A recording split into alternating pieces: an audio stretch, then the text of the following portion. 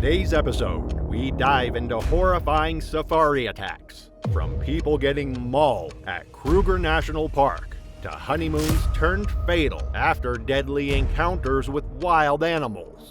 Let's dive right in. November 2nd, 2015 began like any other day of adventure for the Kingsley family. Laura Kingsley, a 39-year-old primary school teacher from Melbourne, had always been the practical one in her marriage.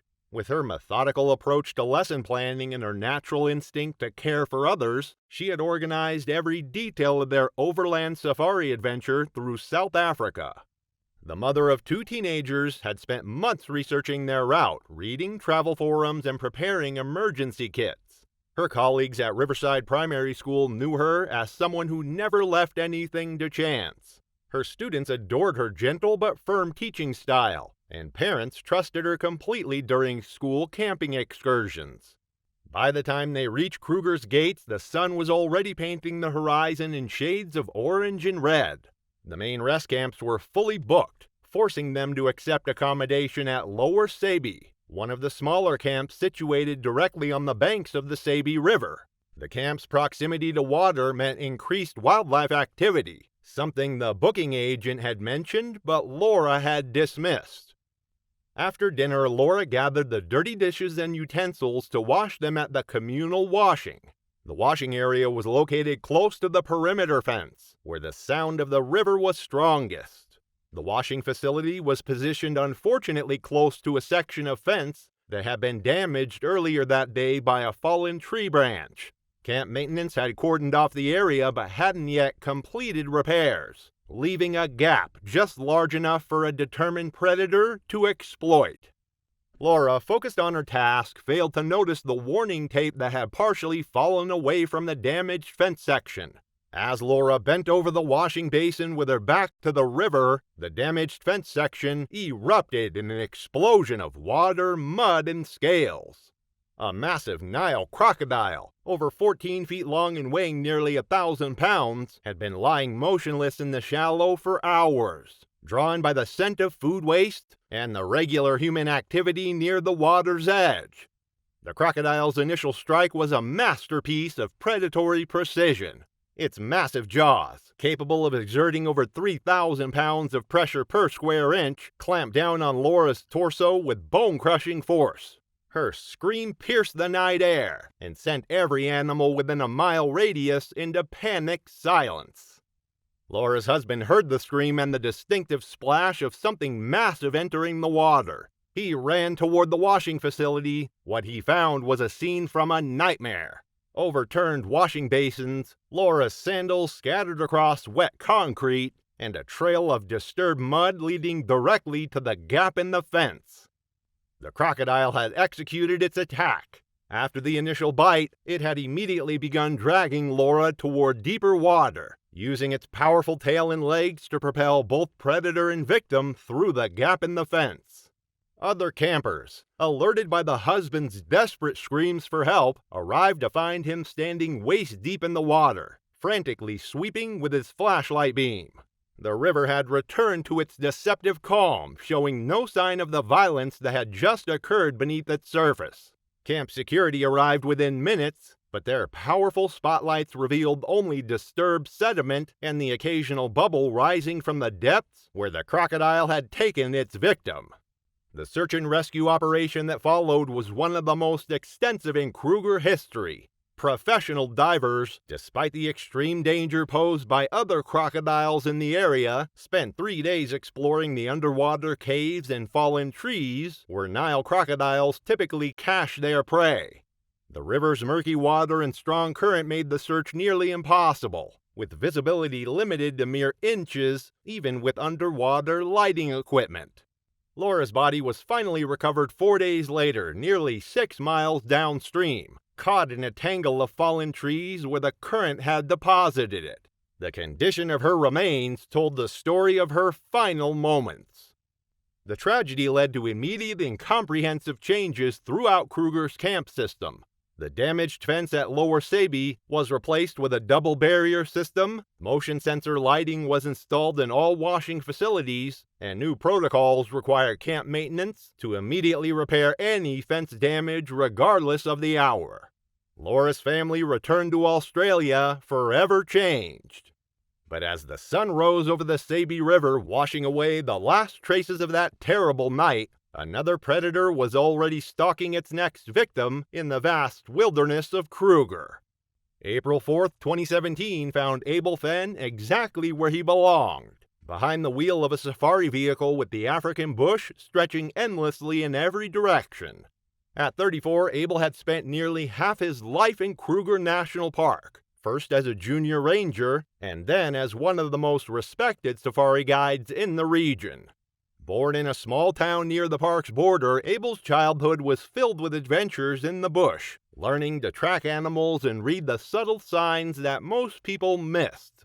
Abel's colleagues described him as methodical and safety-conscious, someone who never took unnecessary risks despite his deep familiarity with the park. But Abel had one weakness that his friends and family had noticed over the years. When he was focused on solving a problem, he could become almost obsessively determined, sometimes pushing the boundaries of safety protocols in his pursuit of perfection. That afternoon, Abel had completed what he considered one of his best game drives ever with a family from Germany. As they returned to the lodge, Abel realized he had dropped his expensive GPS unit somewhere along the network of bush roads they had explored. Despite the approaching darkness and strict company policy against solo bushwalks, Abel decided to retrieve the GPS before it could be damaged by overnight dew or discovered by other guides. What Abel didn't know was that the Lion Coalition had split up after the tourists left. While most of the pride remained at the waterhole, the dominant male, a battle-scarred veteran known to researchers as Mapogo 4, had begun patrolling his territory boundaries. This massive lion was in the prime of his aggressive phase, having recently taken over this section of territory from a rival coalition. The operations manager, concerned about the late hour, advised Abel to wait until morning, but Abel assured him that he would be back within the hour. Those would be the last words anyone would hear from him. Mapogo 4 had detected Abel's scent from over 300 yards away and had been stalking him for nearly 10 minutes. Male lions are ambush predators despite their size, capable of moving with surprising silence when hunting. The assault came without warning as Abel bent to examine what he thought might be his GPS. Mapogo 4 launched himself from the shadows with the explosive power that makes lions Africa's apex predators. His 420-pound frame struck Abel with the force of a small car, the impact alone sufficient to break ribs and drive the air from his lungs. Abel's rifle, a .375 caliber weapon capable of stopping any African game, remained slung across his shoulder, useless in the face of such a sudden and overwhelming attack. The lion's initial bite targeted Abel's neck and shoulder, massive canine teeth designed for killing large prey, penetrating deep into vital areas. Abel's scream was cut short as the lion's jaws compressed his throat, but his body continued to fight with the desperate strength that adrenaline provides. He managed to strike the lion's face several times, his fist connecting with the predator's sensitive nose and eyes. But the blows only seemed to enrage the massive cat further. Lions kill large prey through suffocation, using their powerful jaws to crush the windpipe while their body weight pins the victim to the ground.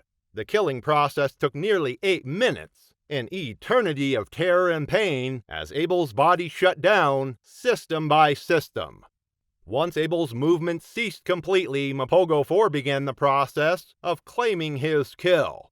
Unlike the feeding behavior of lionesses, who typically begin eating immediately, territorial males often drag their prey to a secure location before feeding. The search for Abel began when he failed to return to the lodge by his estimated time. His abandoned vehicle was located quickly, but finding his body in the vast wilderness required the expertise of professional trackers and the use of helicopter spotlights. The search team followed the lion's drag marks for over 200 yards before discovering Abel's remains in a dense thicket, partially consumed in the pattern typical of male lion feeding behavior.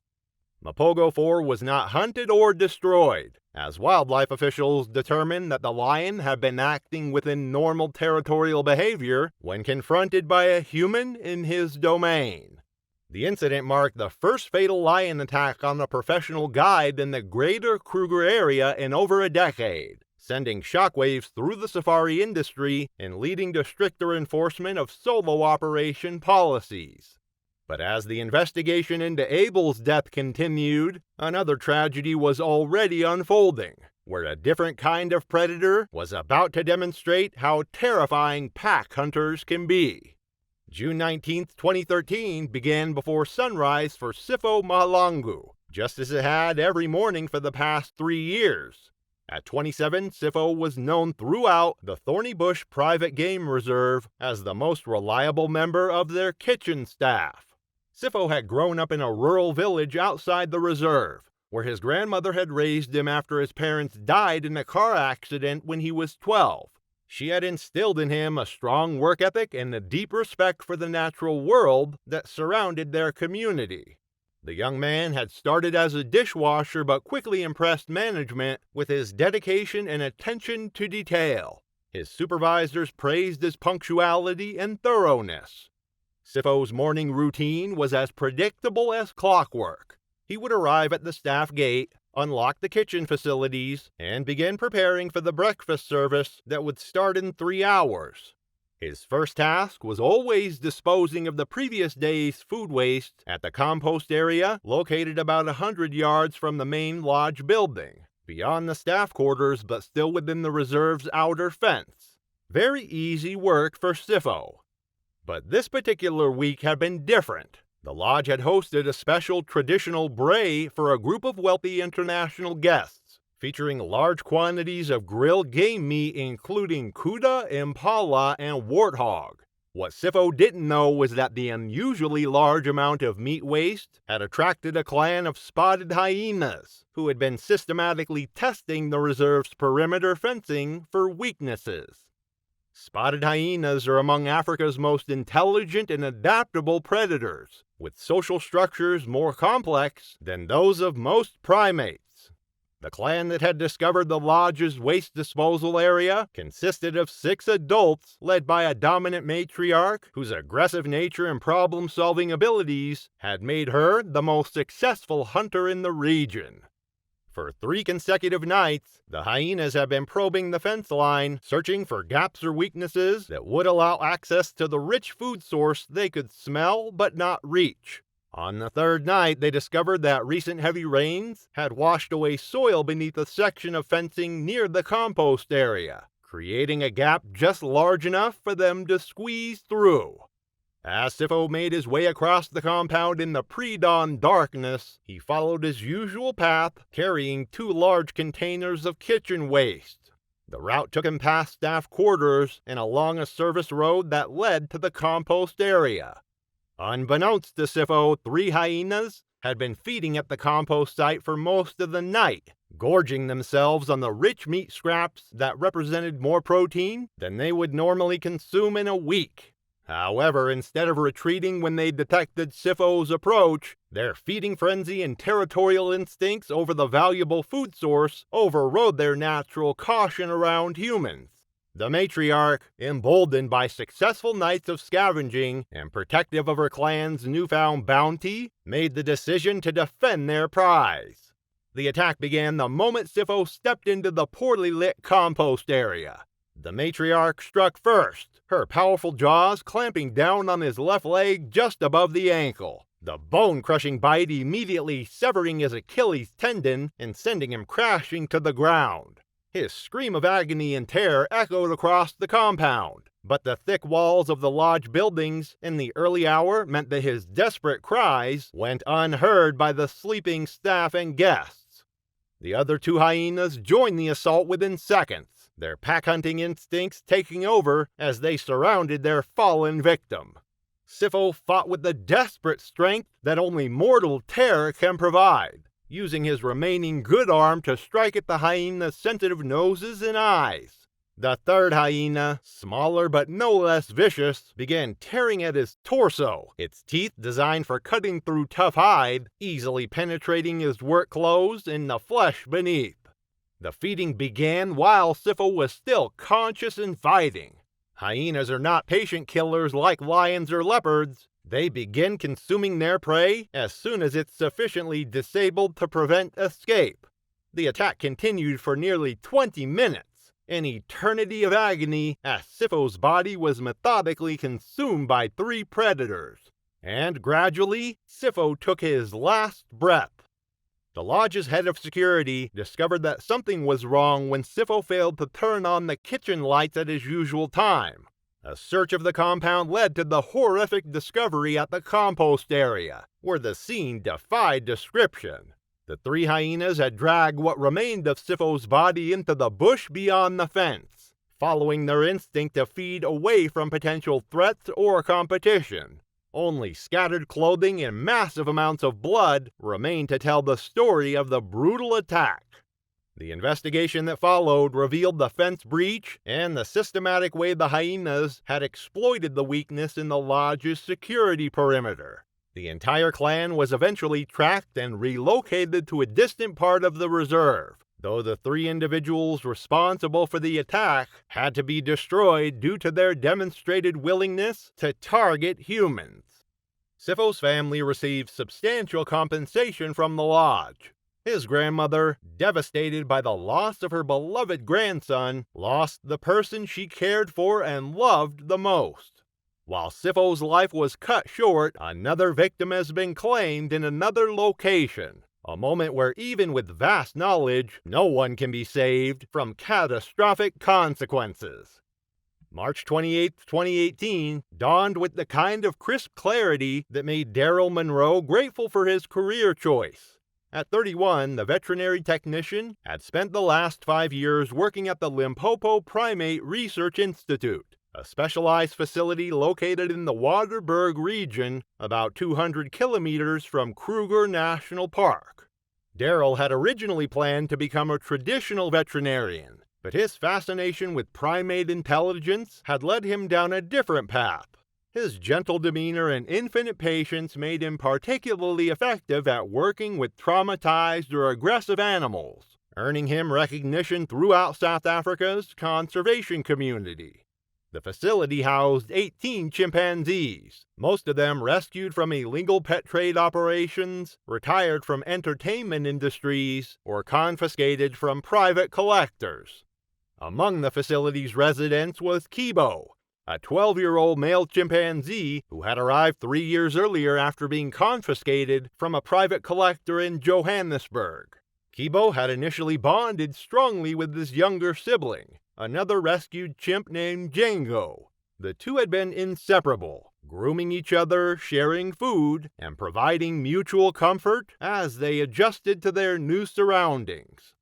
But 6 months before the incident, Django had died suddenly from a congenital heart defect that had gone undetected during his initial medical examination.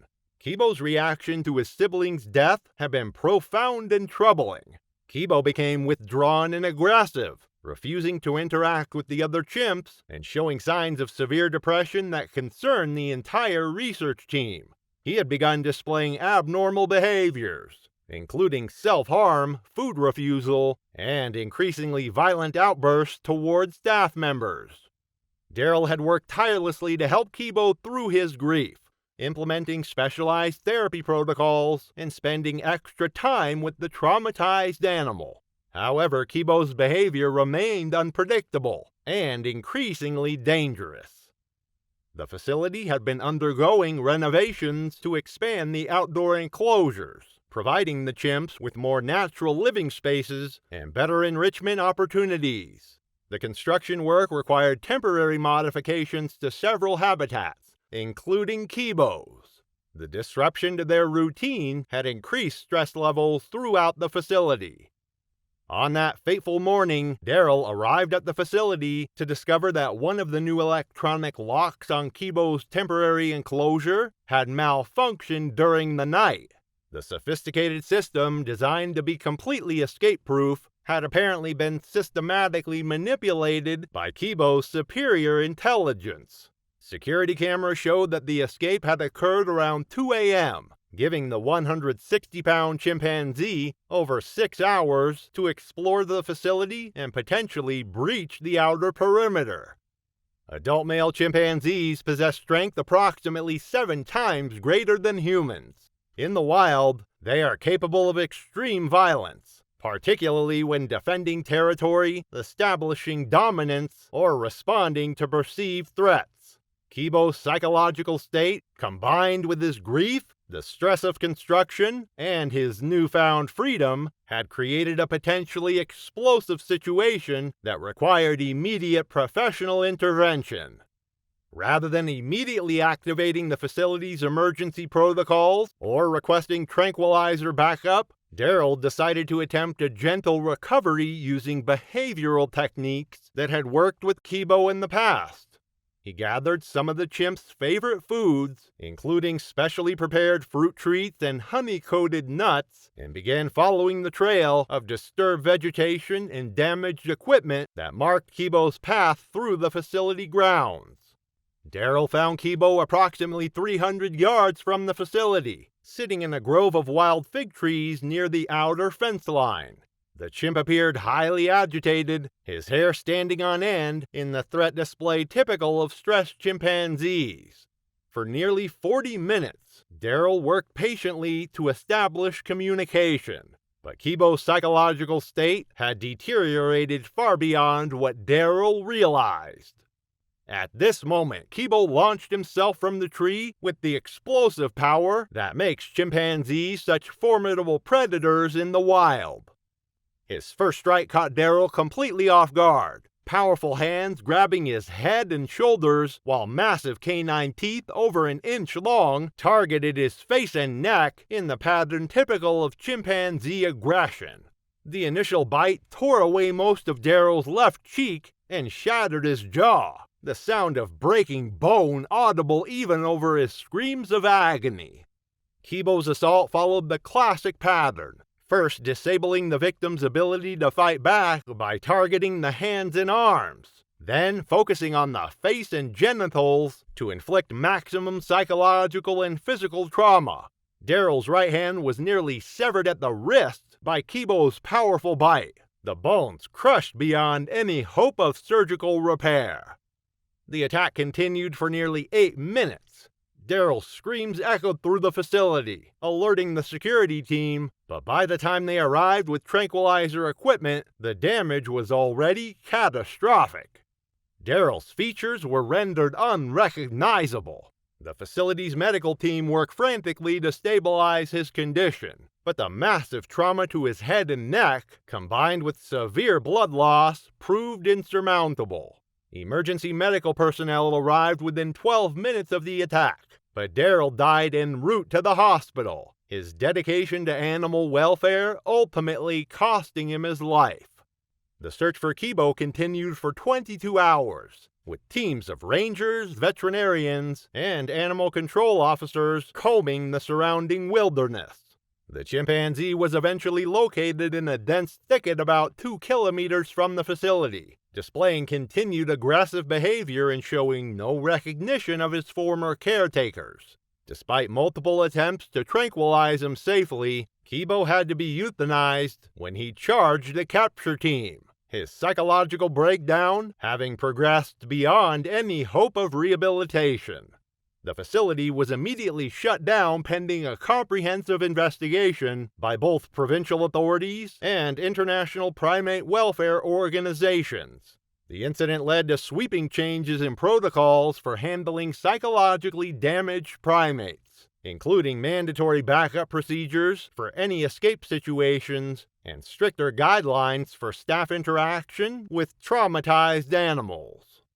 As the facility's safety protocols continued, another young person was about to discover that even the most innocent activities can attract the attention of nature's most efficient killers. December 29, 2014 should have been one of the best nights of Marcus Yeager's young life. The 18-year-old from Portland, Oregon, had just graduated from high school 6 months earlier and was celebrating with 4 of his closest friends on what they called their freedom trip to South Africa. The son of 2 high school teachers, Marcus had grown up in a household that valued education and careful planning, but he had inherited a rebellious streak that often worried his parents. His friends described him as fearless to a fault, someone who would try anything once, and rarely considered the potential consequences of his actions.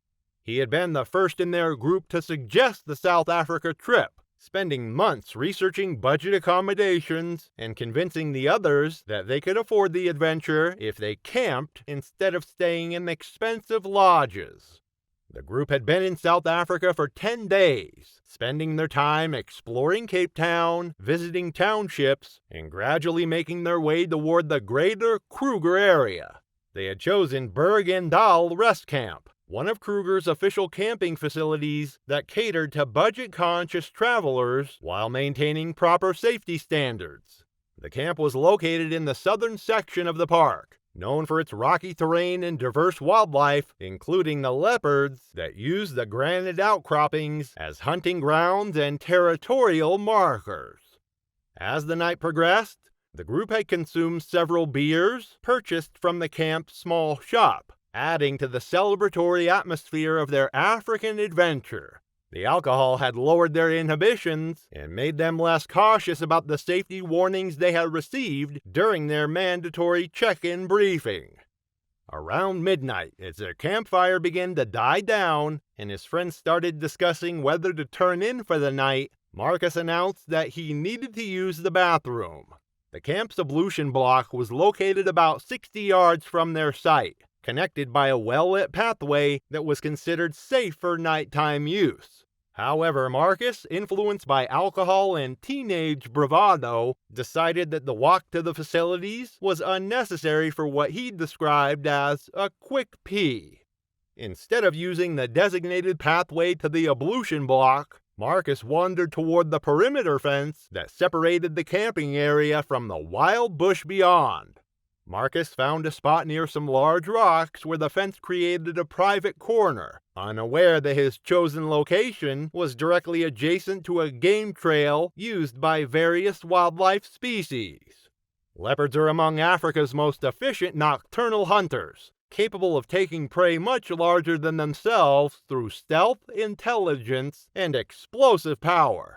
The rocky terrain around Berg en Dal provided perfect hunting grounds for these solitary cats, who use elevated positions and natural camouflage to ambush unsuspecting prey. A mature male leopard, weighing approximately 140 pounds and measuring over 7 feet from nose to tail, had been following a well-established hunting route that passed directly by the camp's perimeter. These big cats are opportunistic hunters, capable of adapting their strategies based on available prey and environmental conditions. The scent of humans from the camp had initially caused the leopard to avoid the area, but the strong smell of cooking meat and food waste had drawn him closer to investigate potential scavenging opportunities. Marcus's movement to the fence line occurred at precisely the wrong moment. In the darkness, with Marcus moving alone and separated from the safety of the group, the big cat's predatory instincts were triggered. As Marcus stood at the fence relieving himself, completely unaware of the danger lurking just yards away, the leopard made its decision. The assault was over in seconds. The leopard's initial strike knocked Marcus to the ground with tremendous force, powerful claws raking across his back and shoulders as the cat's weight drove him face first into the rocky soil. His scream of shock and pain cut through the night air, alerting his friends that something was catastrophically wrong. But by the time they could react, the leopard had already begun the killing process. The cat's canine teeth, over an inch long and designed for penetrating thick-hide, punctured Marcus's neck just below the skull, severing major blood vessels and crushing his cervical vertebrae. Marcus's body convulsed as the leopard's teeth found their mark, his hands clawing desperately at the rocky ground as he tried to escape the predator's grip. But the big cat's 140 pounds of muscle and bone pinned him helplessly to the earth, and the crushing pressure on his throat made breathing impossible. His friends, alerted by the scream and the sounds of struggle, grabbed flashlights and rushed toward the fence line, calling Marcus's name and searching frantically through the darkness. What they found was a scene from their worst nightmare. Marcus's baseball cap lying in the dirt, massive amounts of blood soaking into the rocky soil, and drag marks leading away from the fence toward the dense bush beyond. The leopard, following instincts honed over millions of years, had immediately begun the process of moving its kill to a secure feeding location. The camp's emergency protocols were activated immediately, with armed rangers and park officials responding to the scene within minutes of the friends' panicked report. The search continued throughout the night and into the following day. Marcus's body was finally discovered approximately 400 yards from the attack site, cached under a rocky overhang in the classic pattern of leopard predation. The big cat had fed extensively on the soft tissue areas, following feeding behaviors that had evolved over millions of years of successful hunting in the African wilderness. The tragedy devastated Marcus's friends, who cut their trip short and returned to Oregon traumatized by what they had witnessed. Several required extensive psychological counseling to deal with the guilt and horror of their friend's death, and none of them ever traveled internationally again.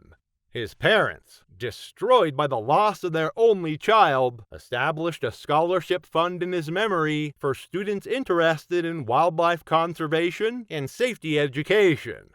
The leopard responsible for the attack was tracked and destroyed the following day, as park policy required for any predator that had killed the human. Wildlife officials noted that the cat had been acting within normal hunting behavior when it encountered Marcus, and that the attack was entirely preventable if proper safety protocols had been followed. The incident led to enhanced security measures at Berg and Dahl, including improved lighting around the perimeter fence and stricter enforcement of curfew regulations. The Kruger National Park in South Africa spans nearly 2 million hectares of wilderness, a vast sanctuary where lions roam freely, elephants traverse ancient paths, and leopards lurk in the shadows of acacia trees. For the Baker family from Seattle, Washington, this iconic landscape represented the culmination of years of dreaming and months of planning. Robert Baker, a 42-year-old software engineer, his wife Jennifer, a 39-year-old elementary school teacher, and their 10-year-old son Tyler had saved for 3 years to afford this once-in-a-lifetime adventure. On July 17, 2023, the Bakers rose before dawn at their lodge on the outskirts of Kruger. The air was crisp, carrying the earthy scent of the African bush as they climbed into the open-sided safari vehicle. Their guide, Sipho Nkosi, a veteran ranger with 15 years of experience navigating the unpredictable wilderness of Kruger, greeted them with a warm smile. The morning game drive began with a safety briefing emphasizing the critical importance of remaining seated, keeping all limbs inside the vehicle, and never attempting to touch or feed the animals. As the sun crested the horizon, painting the savanna in hues of amber and gold, the Bakers marveled at the landscape unfolding before them. Herds of impala grazed peacefully, their slender forms silhouetted against the rising sun. A family of elephants ambled across the road, the matriarch pausing to regard the vehicle with intelligent eyes before leading her herd into the bush. For the first 2 hours, the safari exceeded every expectation the Bakers had nurtured during their years of anticipation. Jennifer, an amateur photographer, had invested in a new Canon EOS R5 specifically for this trip. She captured stunning images of giraffes stretching their necks toward acacia branches, zebras creating living optical illusions with their striking patterns, and a pride of lions lounging in the morning sun, their golden eyes half closed in contentment. Each sighting elicited gasps of wonder from Tyler, whose face glowed with the pure joy of witnessing these magnificent creatures in their natural habitat. By mid-morning, the safari vehicle had ventured into a more remote section of the park, where the vegetation grew thicker and the wildlife more elusive. Sifo received a radio call from another guide who had spotted a leopard near the Sabi River, approximately 10 minutes from their current position. Leopards are among the most elusive of the Big Five, and sightings are considered rare treasures even for seasoned safari goers. The Bakers' excitement mounted as Sifo navigated the dusty roads toward the reported location. Upon arrival, they joined two other safari vehicles positioned at a respectful distance from a magnificent male leopard. The predator was draped across the low-hanging branch of a marula tree, its spotted coat gleaming in dappled sunlight, powerful limbs dangling languidly on either side of the branch. At approximately 70 kilograms, the leopard represented the perfect combination of lethal power and feline grace. Its amber eyes surveyed the vehicles with apparent indifference, occasionally closing in slow, confident blinks.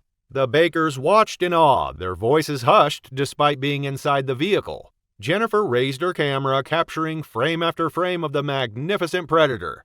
Through her telephoto lens, she could see the individual spots on the leopard's coat, the whiskers twitching slightly in the breeze, the powerful muscles rippling beneath its fur with each subtle movement. But the distance and the angle of the vehicle meant that the branches partially obscured her perfect shot. After 20 minutes of observation, one of the other vehicles departed, creating an opportunity for Sifo to reposition their vehicle for a better vantage point. He carefully maneuvered to a spot approximately 15 feet from the tree, cutting the engine to minimize disturbance. The leopard remained on its perch, seemingly unperturbed by the vehicle's movement. Its tail swayed hypnotically, occasionally flicking with greater emphasis, a subtle warning sign that experienced guides recognize, but tourists often misinterpret as playfulness. Jennifer continued photographing, but frustration began to build as she reviewed her images. The window frame of the safari vehicle created a dark border in her shots, and the protective mesh screen designed to prevent exactly the tragedy that would soon unfold slightly blurred her otherwise perfect images. The leopard shifted its position, stretching its magnificent form along the branch, presenting an even more spectacular pose. In that moment, Jennifer made the decision that would cost her her life. Despite the explicit safety briefing and the clearly posted warnings throughout the vehicle, she quietly moved the mesh screen aside just enough to position her camera lens through the opening. The action took less than 3 seconds, a momentary lapse in judgment driven by the desire for the perfect photograph. The change was immediate. The leopard's posture transformed from relaxed to alert. Its ears swiveled forward to focus on the new opening in what had previously registered as a single harmless entity. Predators in Kruger have learned to ignore safari vehicles as non-threatening objects, but the absence of the security mesh changes the equation, revealing the vulnerable human occupants inside.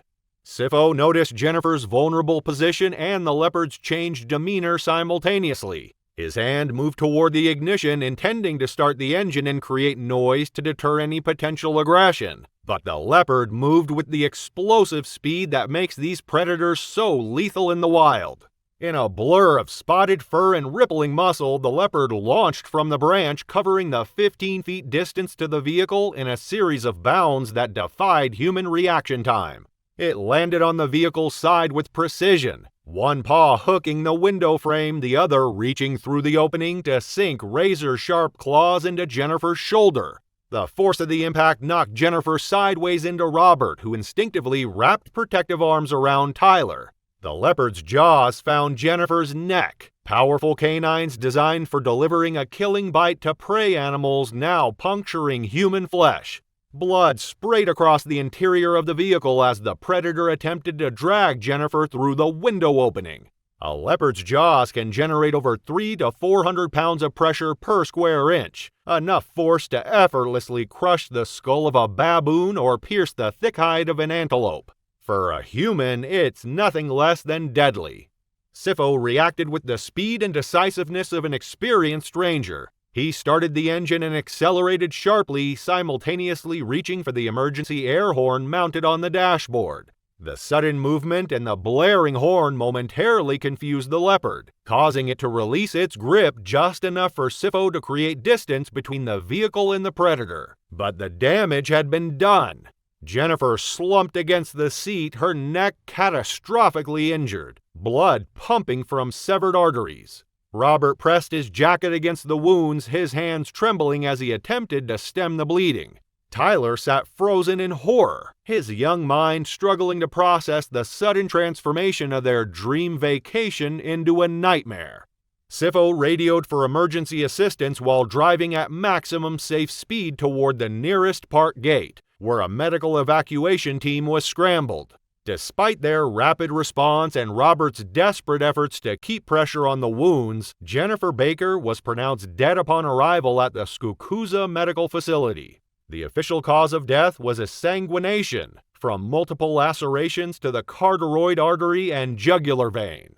The incident sent shockwaves through Kruger National Park and the wider safari tourism industry. An investigation confirmed that all proper safety protocols had been in place and that Sifo had conducted a thorough safety briefing. The tragedy was attributed solely to Jennifer's decision to open the window, a violation of the most fundamental safari safety rule. The leopard was not tracked or euthanized following the incident. Park authorities emphasized that the animal had behaved according to its natural instincts and posed no unusual threat to properly conducted safari operations. The Baker family's tragedy served as a sobering reminder of the wild nature of Kruger's inhabitants and the critical importance of respecting safari guidelines. Robert and Tyler Baker returned to Seattle a week later, forever changed by their experience. In the months that followed, Robert became an advocate for safari safety, establishing a foundation in Jennifer's name dedicated to educating tourists about the importance of following wildlife viewing protocols.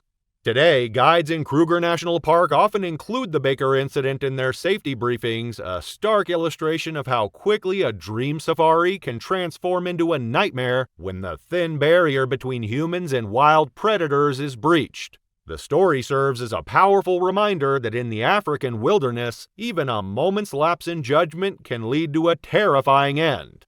Mrs. Baker's reckless mistake cost her everything, a split-second decision turning a thrilling safari into a brutal, blood-soaked tragedy. But at least she saw her killer coming. Deep in the Congo Basin, another safari was about to take a deadly turn. But this time, the attack wouldn't come with warning signs. No growl, no rustling in the grass. No chance to react, because when a crocodile decides to strike, you never see it coming.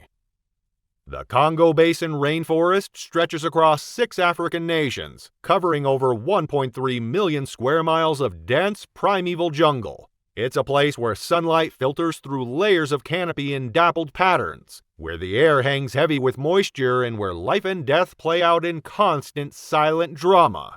For Daniel Mercer, a 38-year-old British-born safari guide, this vast wilderness had been home for nearly 15 years. Daniel had built his reputation as one of the most knowledgeable guides in Central Africa. His company, Congo Wilderness Expeditions, specialized in taking small groups of adventurous tourists deep into areas rarely visited by outsiders. Unlike the savanna safaris of East Africa, these expeditions required true wilderness skills, navigating without clear trails, identifying safe water sources, and understanding the behavior of forest elephants, lowland gorillas, and the numerous other creatures that called this place home. By May 2019, Daniel had led over 200 successful expeditions. His weathered face, framed by a salt and pepper beard, bore the lines of someone who had spent years under the equatorial sun. His lean, muscular frame moved through the jungle with practiced ease, each step deliberate and sure. Clients described him as calm, methodical, and supremely confident, qualities that had kept him alive in one of Earth's most unforgiving environments. On May 17, 2019, Daniel led a group of 4 tourists, 2 wildlife photographers from Germany, a British anthropologist, and an American adventure blogger, on what was meant to be a 10-day trek through a remote section of the Congolese rainforest. The expedition had been meticulously planned to coincide with the beginning of the rainy season when the forest would be at its most vibrant. For the first 3 days, the journey progressed exactly as planned. The group documented rare bird species, observed a family of lowland gorillas from a respectful distance, and marveled at the cathedral-like spaces beneath the towering kapok trees. Daniel's expertise was evident in every aspect of the expedition, from the efficient camp setups to his ability to spot nearly invisible wildlife in the dense foliage. On the fourth day, the group needed to cross the Lulonga River, a tributary of the mighty Congo. The river, swollen from recent rains, presented a significant obstacle. Daniel spent the morning scouting for a suitable crossing point, eventually identifying a section where a massive fallen kapok tree created a natural bridge across the narrowest part of the waterway. What Daniel couldn't know was that the fallen tree had created more than just a crossing. It had formed a perfect hunting blind for one of Africa's most patient predators. A massive Nile crocodile measuring nearly 15 feet from snout to tail tip had claimed this section of river as its territory. Unlike their savanna counterparts that often bask visibly on riverbanks, rainforest crocodiles tend to remain hidden, their dark bodies perfectly camouflaged against the muddy river bottom. This particular specimen was estimated to be at least 70 years old, a survivor from a time before civil wars and poaching had decimated much of the region's wildlife. Its prehistoric body bore the scars of countless battles, its primitive brain honed by decades of successful hunts. It had learned that fallen trees often force animals to cross at predictable points, creating perfect ambush opportunities. The afternoon sun filtered through the canopy, casting dappled shadows across the water's surface. The air was thick with humidity, the constant background noise of insects and distant monkey calls creating the familiar soundtrack of the rainforest. Daniel approached the river's edge, his experienced eyes scanning for any signs of danger, ripples in the water, unusual bird behavior, or tracks in the mud that might indicate the presence of predators. Satisfied with his assessment, Daniel stepped into the shallow water at the river's edge to test the stability of the log before allowing his clients to cross. The water was murky, stained the color of tea by tannins from decomposing vegetation, visibility limited to just a few inches below the surface. The crocodile, perfectly still on the river bottom, was completely invisible. Daniel placed his weight on the log, testing its stability with practiced movements. The clients stood back on the bank, cameras ready to document the crossing. None of them noticed the subtle shift in the water's surface about 20 feet upstream, the only warning of what was about to happen. In a split second, the placid scene transformed into chaos. The crocodile launched itself from the depths with explosive force. Its massive body, propelled by a powerful tail, evolved over millions of years for exactly this purpose. Before Daniel could register the danger, the prehistoric jaws clamped around his right leg with over 5,000 pounds of pressure per square inch, more than enough to crush bone instantly.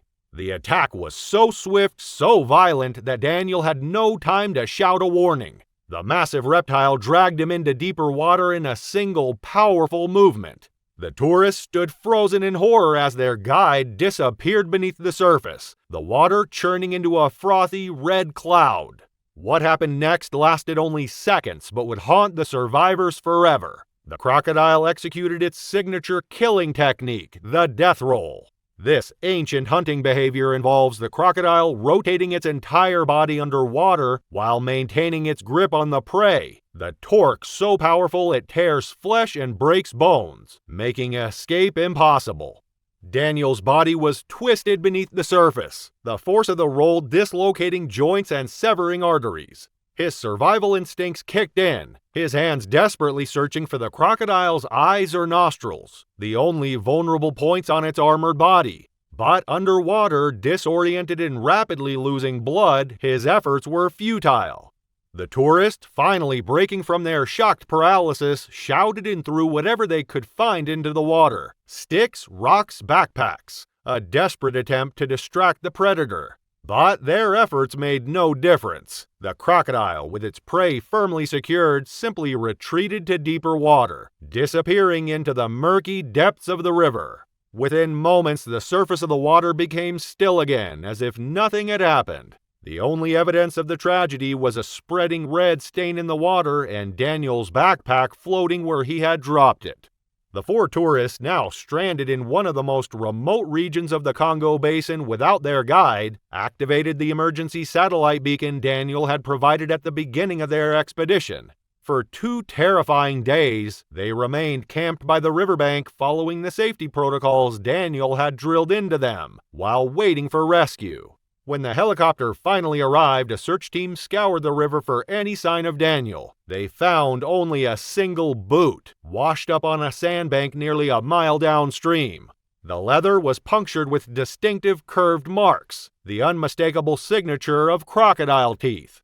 Daniel Mercer's body was never recovered, likely stored in an underwater cache, a behavior common to large crocodiles, which often keep their prey submerged until it decomposes enough to be easily torn apart. The investigation that followed revealed that while Nile crocodiles were known to inhabit the region's waterways, attacks on humans were extremely rare in this part of the Congo Basin.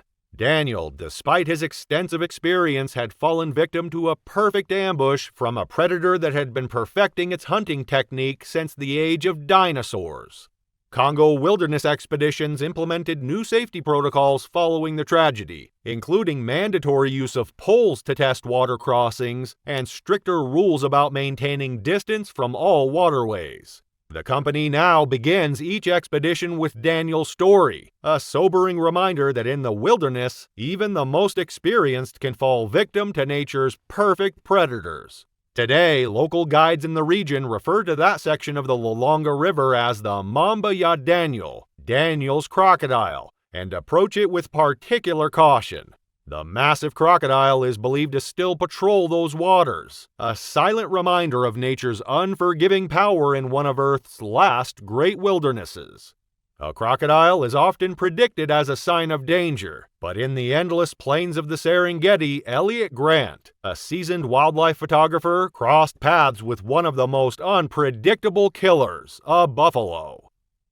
In Tanzania's Serengeti National Park, where golden plains stretch beneath the endless sky, wildlife photographer Elliot Grant pursued his lifelong passion.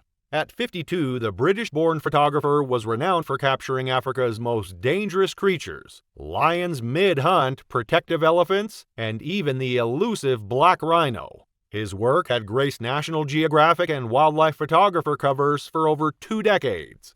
Beyond photography, Elliot was known for his generosity, donating images to conservation efforts and mentoring young photographers. Though divorced, he remained close to his daughters, a filmmaker and a marine biologist. Meticulous, patient, and stubborn in pursuit of the perfect shot, these very traits would lead to his tragic fate.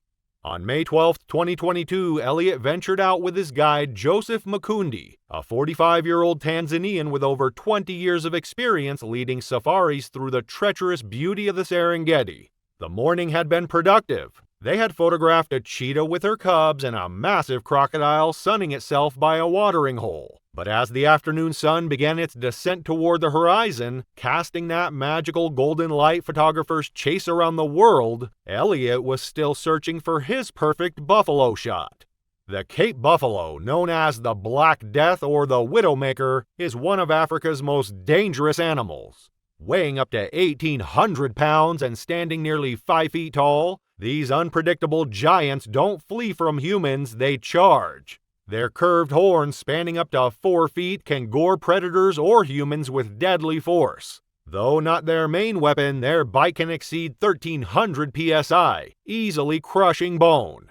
Each year, they kill more hunters than any other African animal, securing their spot among the continent's Big 5 most dangerous game.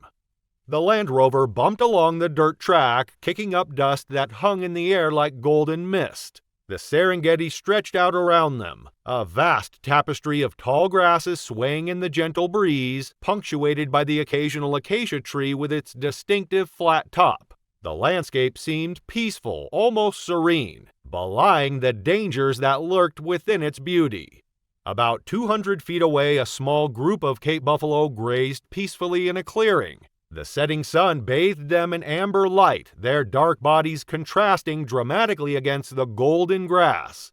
Joseph slowed the vehicle, approaching carefully before cutting the engine about 100 feet from the herd. For 20 minutes, Elliot photographed the buffalo from the safety of the Land Rover, capturing stunning images as they grazed and moved slowly across the landscape. But he wasn't satisfied. The angle wasn't right. The composition wasn't perfect, and Elliott Grant had built his career on perfection. Despite the guide's stern warnings and reminders about safety protocols, Elliott made a decision he would soon come to regret. He quietly slipped out of the vehicle, crouching low with his Canon EOS 1DX Mark III and 600mm telephoto lens. The equipment alone was worth over $15,000, but the images it could capture were priceless to a man who had dedicated his life to wildlife photography. Joseph watched in alarm as Elliott moved away from the vehicle, staying low in the grass, his khaki clothing blending in with the landscape. The guide frantically gestured for him to return, but Elliott's focus had narrowed to the herd ahead, his mind already composing the perfect shot. What neither man noticed was the solitary bull buffalo partially hidden in a depression about 50 feet to their right. Old and battle-scarred, he had been ejected from the herd by younger, stronger males, a common fate for aging bulls. These solitary males are known to be particularly dangerous, their temperaments made unpredictable by years of fighting and the isolation of being cast out from the herd. The bull watched silently as Elliott crept closer to the main herd, its dark eyes tracking the photographer's movement through the grass. Unlike the grazing herd, this bull was alert, its massive head raised, nostrils flaring as it caught Elliott's unfamiliar scent on the breeze. Elliott, focused entirely on the herd ahead, continued his approach. He moved with practiced stealth, pausing occasionally to take test shots, checking his exposure settings. The light was perfect, that magical golden hour when the harsh African sun softens, casting everything in a warm glow that makes colors pop and creates dramatic shadows. At about 40 feet from the herd, Elliott slowly lowered himself onto his stomach, pressing his body into the dry, sun-baked earth. Each inch forward was painstakingly slow, his breath shallow, heart hammering against his ribs. He crawled the final few feet, his elbows digging into the dirt as he reached a small rise that offered the perfect vantage point. His fingers trembled with excitement as he adjusted the camera lens, focusing on a magnificent female buffalo with a young calf nuzzled at her side. It was the kind of intimate, raw family moment that wildlife magazines would pay handsomely for. Behind him, Joseph sat in the Land Rover, scanning the landscape with a practiced eye. The moment he spotted the solitary bull, a sickening chill swept over him. Something was wrong. The bull's stance had shifted, its massive head dipped low, nostrils flaring, muscles coiled tight like a wound spring. Then came the telltale sign, a front hoof scraping at the ground, slow and deliberate. Classic pre-charge behavior. Joseph's voice was a sharp crack through the still air as he called Elliott's name. He fumbled with the ignition, hands shaking, the engine sputtering to life as he slammed his foot onto the gas. Elliott glanced back, confusion knitting his brow. The sudden commotion didn't make sense until he saw it. The bull was coming. A Cape buffalo could explode from stillness to full-throttle charge in seconds, a hulking mass of muscle and fury closing the distance at an impossible speed. Panic jolted through Elliott's body, his instincts screamed at him to move, but his limbs felt sluggish, weighed down by the crushing grip of fear. At the last possible moment, he scrambled to his feet, his camera abandoned in the dirt. He ran, but it was too late. The buffalo struck like a battering ram. The right horn caught him low, ripping through flesh, muscle, and bone in one horrifying motion.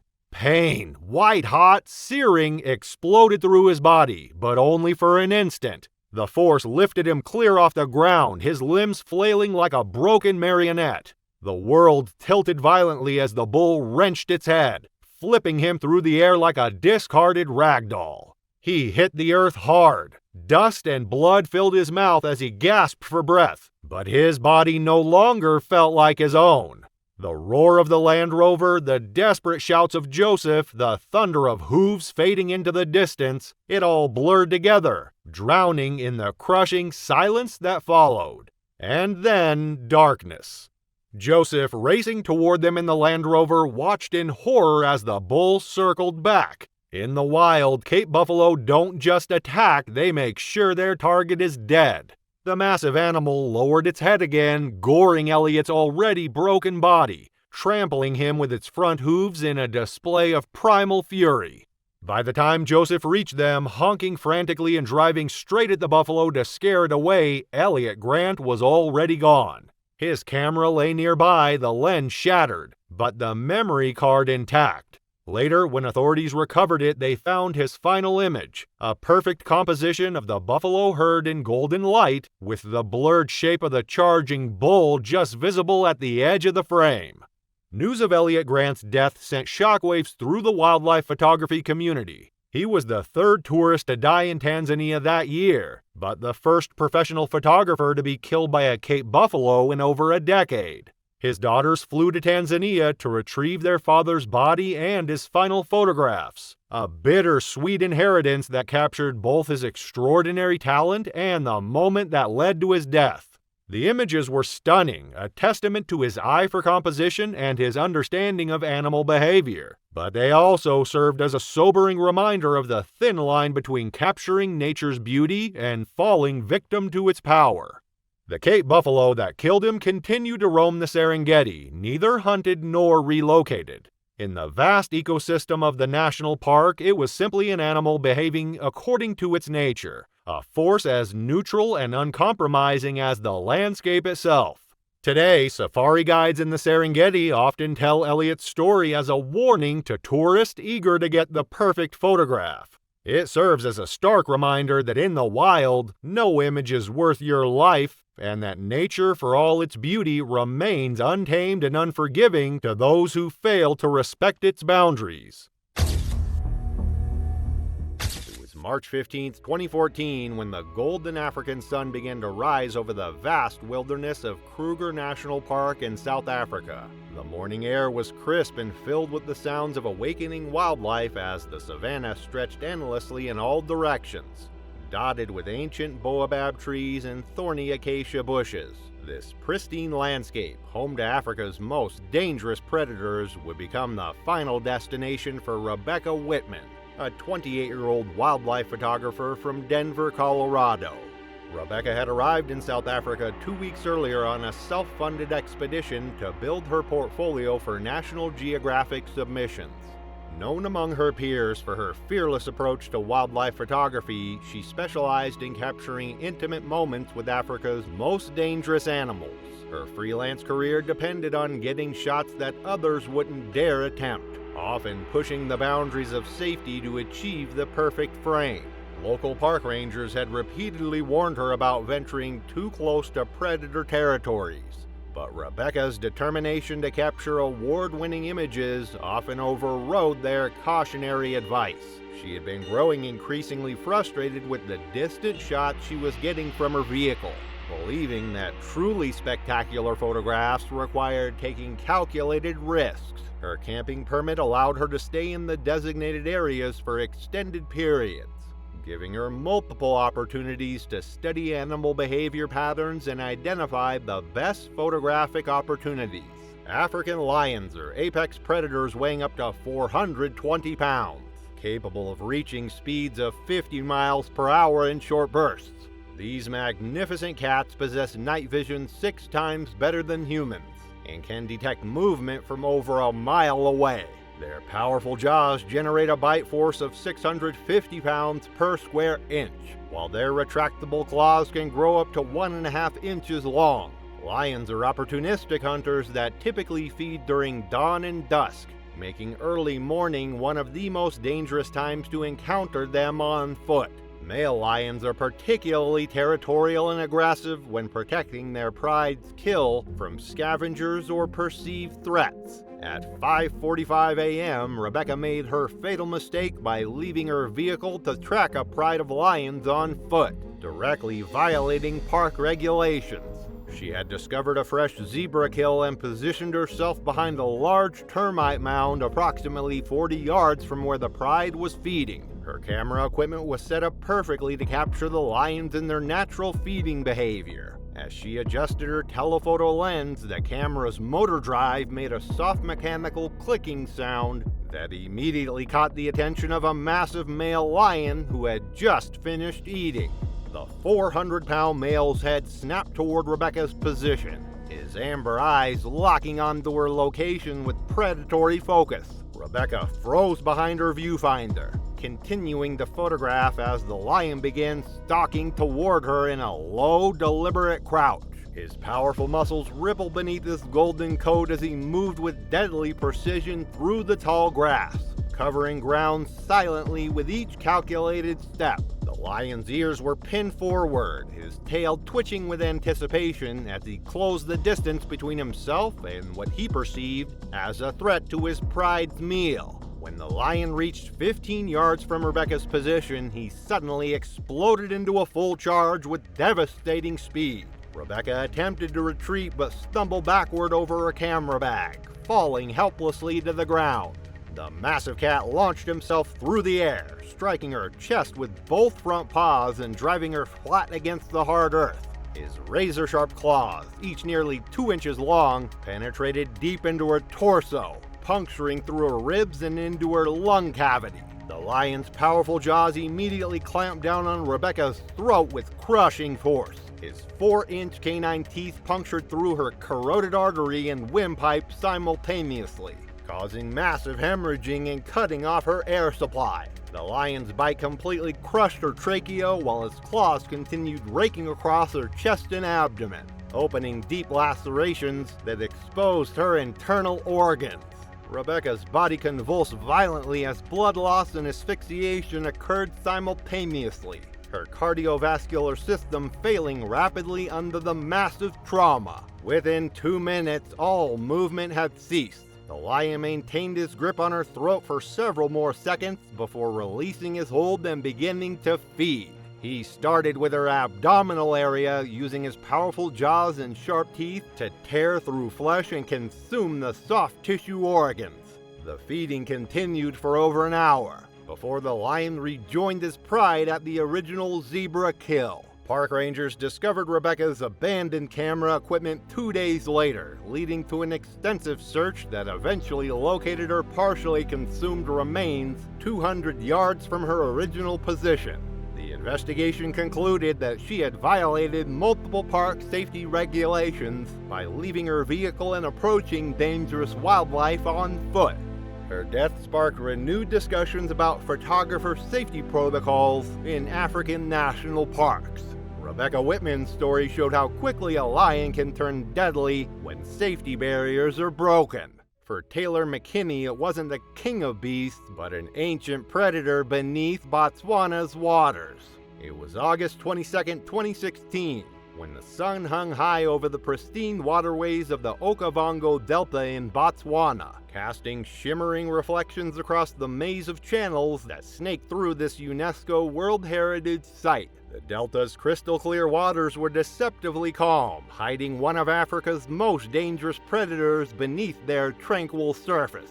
This aquatic paradise, where papyrus reeds sway gently in the breeze and colorful kingfishers dart between lily pads, would become the final destination for Taylor McKinney, a 31-year-old investment banker from Chicago, Illinois. Taylor had arrived in Botswana with his new wife Sarah for their dream honeymoon, a 2-week luxury safari adventure through some of Africa's most spectacular wilderness areas.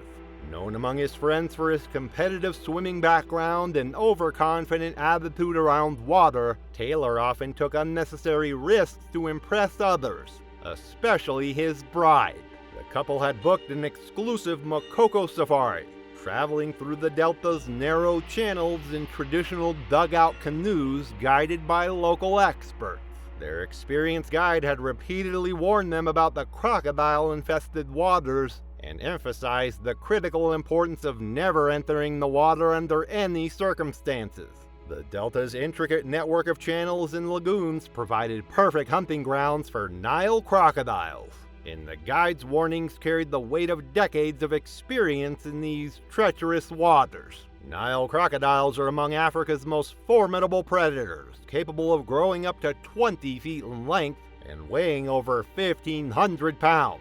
These ancient reptiles possess one of the strongest bite forces in the animal kingdom, generating up to 3,700 pounds of pressure per square inch. Their powerful jaws contain 64 to 68 sharp canonical teeth Designed for gripping and tearing flesh, crocodiles are ambush predators that can remain motionless underwater for up to an hour, perfectly camouflaged against the muddy bottom. When they strike, they can accelerate from 0 to 25 miles per hour in a single explosive burst, making escape virtually impossible for their victims.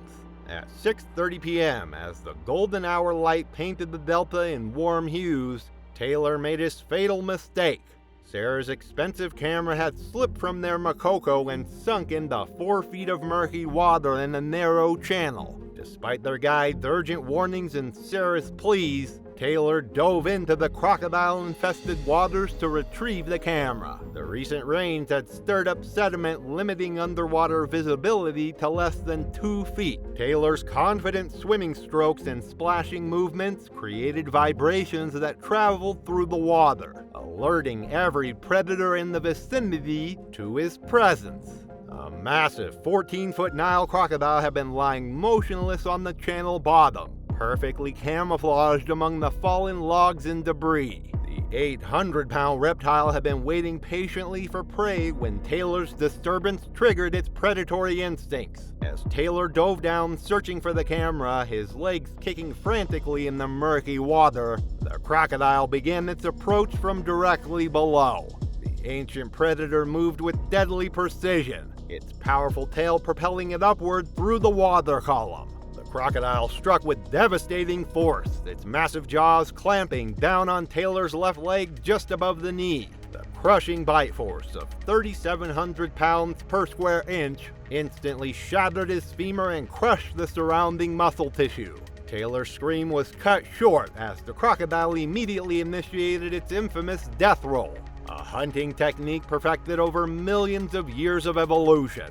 The massive reptile spun rapidly in the water, twisting Taylor's body like a rag doll while maintaining its bone-crushing grip. The violent rotation snapped Taylor's femur completely and dislocated his hip joint within the first 3 rolls. His body was dragged deeper underwater with each spin, and the muddy water quickly turned crimson with blood from his catastrophic injuries. The crocodile's serrated teeth acted like saw blades, tearing through muscle, tendons, and blood vessels as it continued its relentless death roll.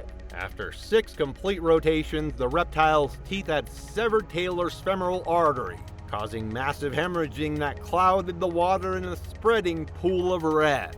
Water rushed into Taylor's lungs as he was held underwater, his body spinning helplessly in the crocodile's grip.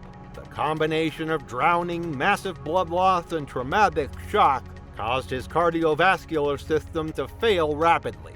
Within 3 minutes, all movement had ceased. The crocodile maintained its grip for several more seconds before dragging Taylor's lifeless body toward deeper water, where it disappeared beneath the surface to begin feeding in the safety of its underwater lair. Botswana wildlife authorities launched an extensive search and recovery operation, but Taylor's remains were never found despite days of intensive efforts. The investigation concluded that he had ignored explicit safety warnings and entered dangerous waters during peak crocodile activity hours.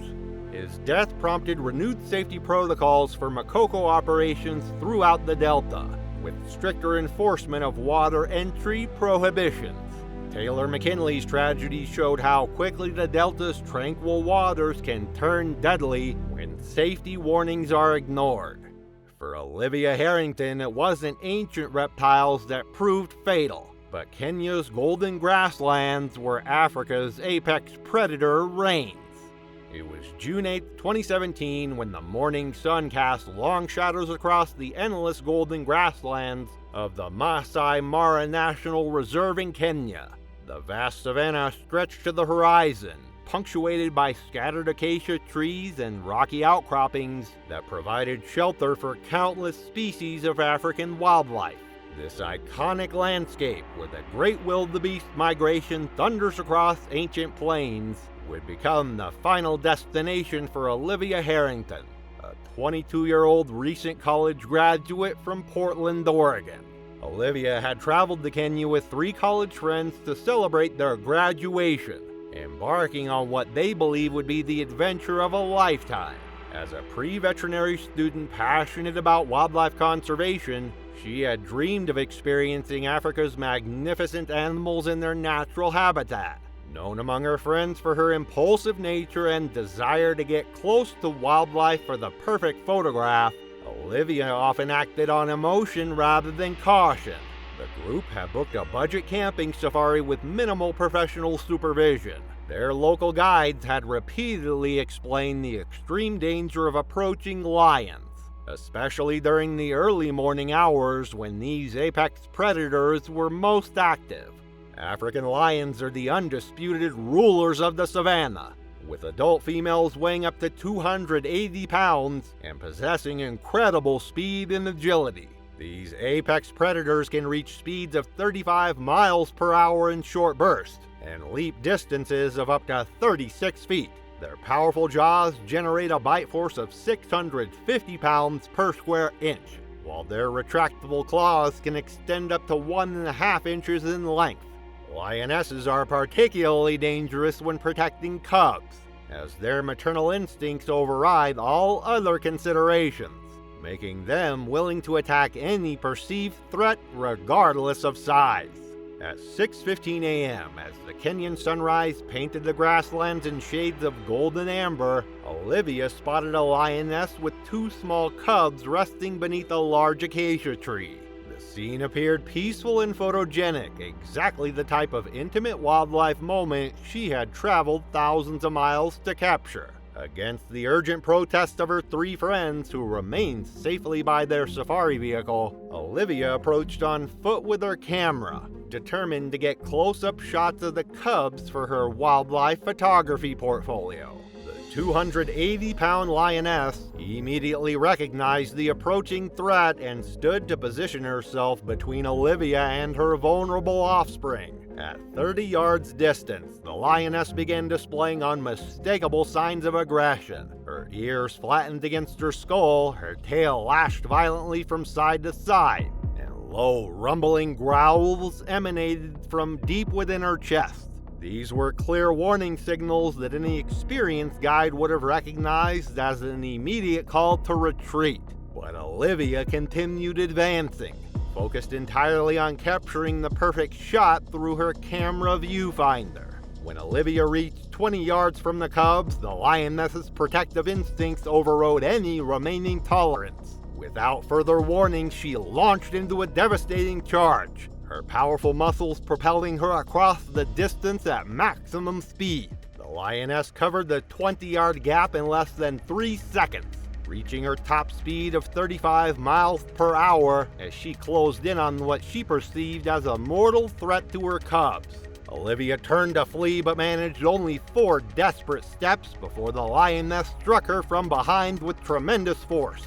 The cat's front paws, each weighing over 30 pounds, hit Olivia's back like sledgehammers, driving her face first into the hard-packed earth with bone-crushing impact. The lioness's razor-sharp claws, extended to their full 1.5-inch length, raked across Olivia's spine, tearing through her clothing and flesh to reach the vertebrae beneath.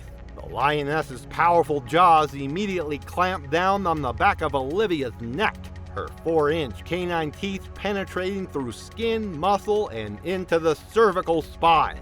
The crushing bite force of 650 pounds per square inch instantly fractured the C3 vertebra, severing Olivia's spinal cord and causing immediate paralysis from the neck down. The lioness shook her massive head violently from side to side, causing catastrophic damage to the surrounding tissue and blood vessels.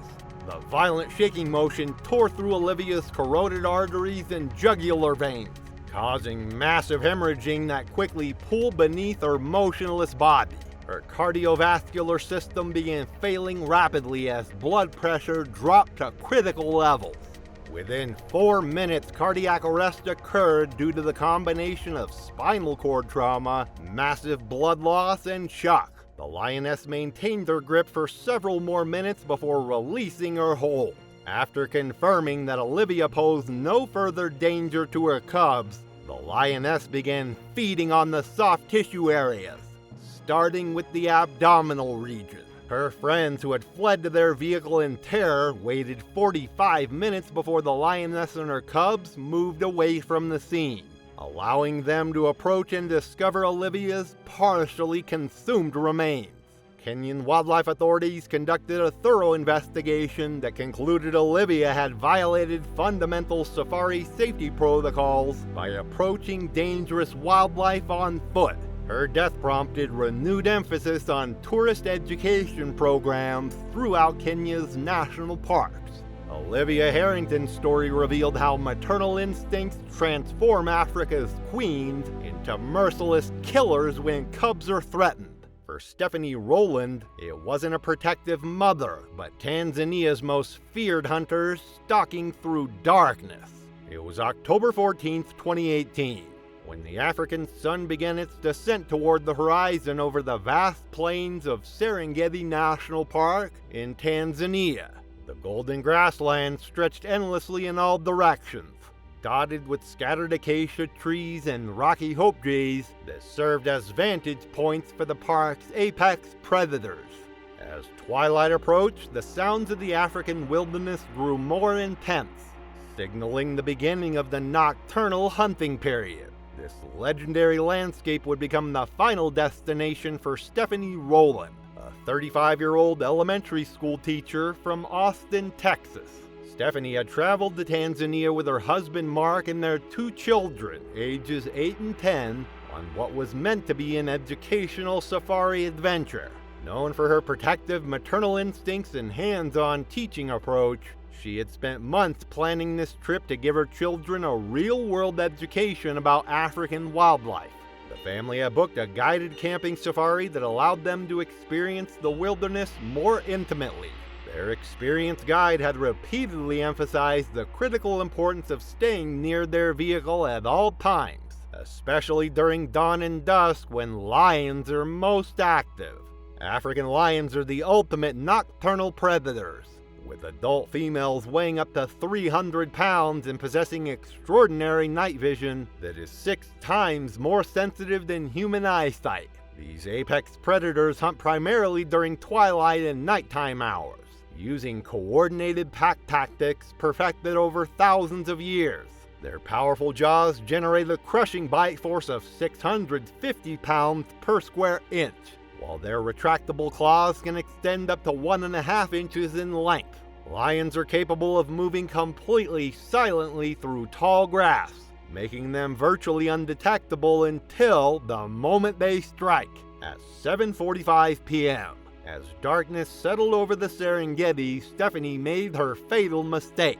She left the safety of their campsite to use the designated bathroom located 100 yards away from their tents. The sun had set 30 minutes earlier, and visibility was severely limited in the fading twilight. Despite her husband's concerns, Stephanie walked confidently along the familiar path, having made this same trip several times without incident. A pride of lions have been hunting in the area throughout the evening, and the scent of humans from the nearby campsite had attracted their attention.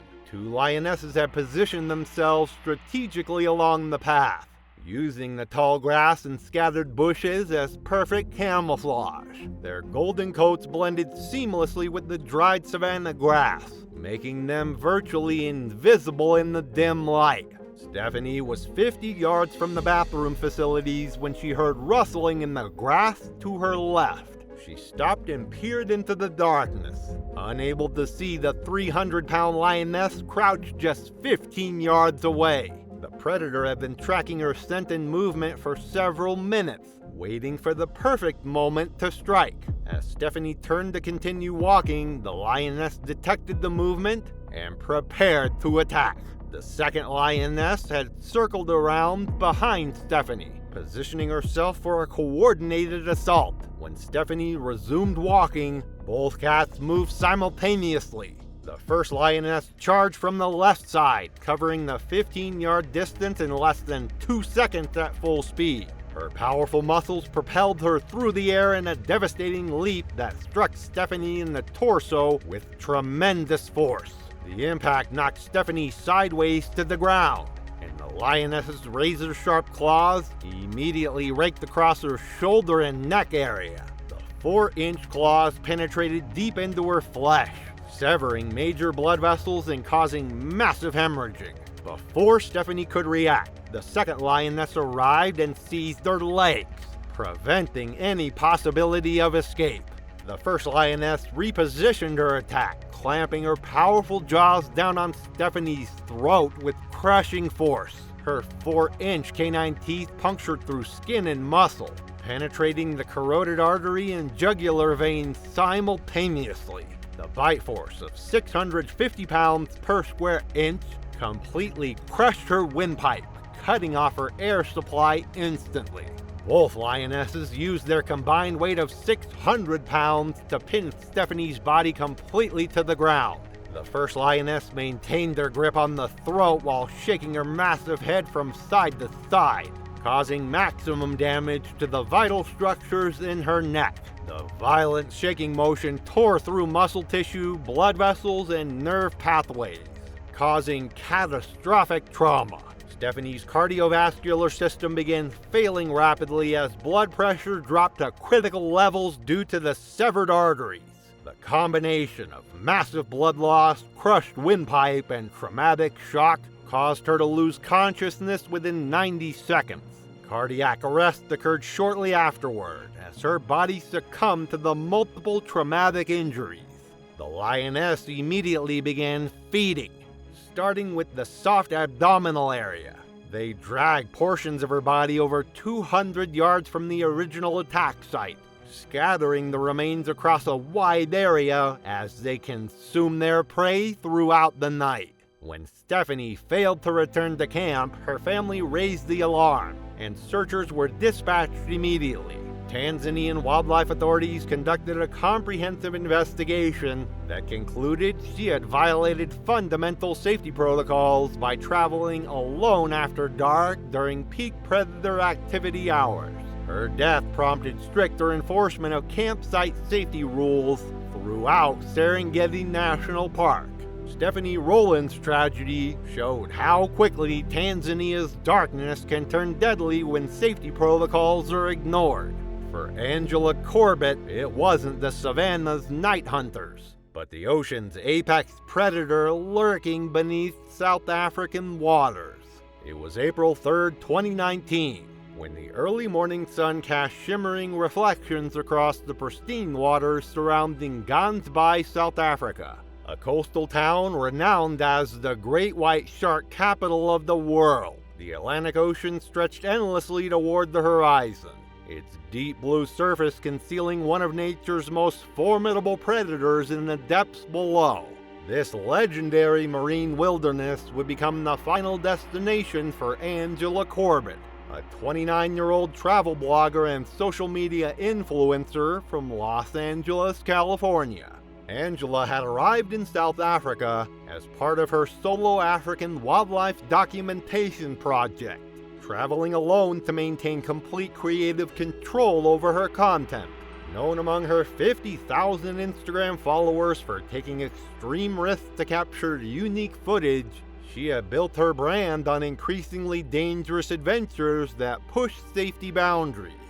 Her freelance career depended entirely on generating viral content that would maintain audience engagement and attract lucrative sponsorship deals. Angela had booked an exclusive shark cage diving expedition with one of Gansbaai's premier operators. The dive operators had conducted a comprehensive safety briefing, repeatedly emphasizing the absolute importance of remaining inside the protective steel cage at all times while underwater. Great white sharks are the ocean's ultimate apex predator, capable of growing up to 20 feet in length and weighing over 5,000 pounds. These ancient killing machines possess rows of razor-sharp triangular teeth that can exert a bite force of up to 4,000 pounds per square inch, powerful enough to crush bone and tear through flesh with devastating efficiency. Their torpedo-shaped bodies are perfectly designed for explosive bursts of speed, allowing them to accelerate from 0 to 25 miles per hour in seconds when attacking prey. Great whites possess extraordinary sensory capabilities, including the ability to detect electrical fields and trace amounts of blood in the water from miles away. At 10:30 a.m., as the dive boat reached the prime great white territory near Seal Island, Angela made her fatal mistake. After 20 minutes of filming through the protective cage bars, she decided that the footage wasn't dramatic enough for her social media audience. Despite frantic signals from the dive master and horrified protests of other divers, Angela opened the cage door and swam out into open water with her waterproof camera, determined to capture unprotected footage of the circling sharks. Multiple great white sharks ranging from 12 to 16 feet in length have been attracted to the area by chum and seal decoys. A massive 15-foot female had been circling the cage for several minutes, displaying classic hunting behavior that experienced operators recognized as extremely dangerous. The shark's movements have become increasingly agitated and focused, indicating heightened predatory interest. Angela's erratic swimming movements and electrical signals generated by her camera equipment immediately triggered the shark's predatory response. The great white detected these abnormal patterns and identified Angela as potential prey, switching from curious investigation to active hunting mode. The shark began approaching from below, using the classic attack strategy that had made great whites the ocean's most feared predators. The great white struck Angela from below with tremendous force, its jaws opening to reveal multiple rows of triangular serrated teeth. The shark's mouth, measuring over 2 feet in width, clamped down on Angela's torso with crushing power. The initial bite force of 4,000 pounds per square inch instantly crushed her ribcage, puncturing both lungs and causing massive internal damage to her vital organs. The shark's razor-sharp teeth, each measuring up to 2.5 inches in length, penetrated deep into Angela's chest cavity, severing major blood vessels and causing catastrophic hemorrhaging. Her wetsuit provided no protection against the shark's bone-crushing bite, tearing like paper under the immense pressure. The great white's powerful jaws compressed her torso, fracturing multiple ribs and causing her sternum to collapse completely. Angela's body went into immediate traumatic shock as her cardiovascular system began failing rapidly. The shark maintained its grip for several seconds before releasing her briefly, only to attack again with even greater ferocity. The second bite targeted her legs and lower torso, the shark's teeth slicing through muscle, bone, and major arteries with surgical precision. Blood in the water immediately attracted 2 additional great whites to the feeding event, creating a frenzied attack that lasted several minutes. The sharks took turns attacking different parts of Angela's body, their powerful jaws systematically consuming flesh and limbs. Angela lost consciousness within 60 seconds due to massive blood loss and traumatic shock. The feeding frenzy continued for approximately 8 minutes before the sharks dispersed, leaving no recoverable remains. Angela's waterproof camera was found floating on the surface, its memory card containing the final footage of the shark's approach and initial strike before the recording ended abruptly. South African maritime authorities launched a comprehensive investigation, concluding that Angela had violated all established safety protocols by exiting the protective cage in shark-infested waters. Her death prompted immediate reviews of cage diving safety procedures throughout the region.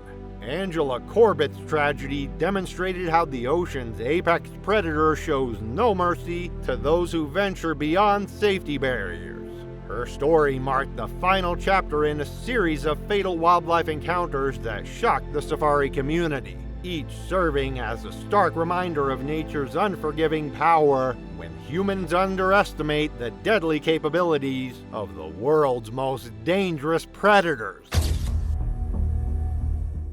It was August 3, 2014, in the heart of Brazil's Pantanal, where the receding floodwaters left behind slick mud banks and dense reeds.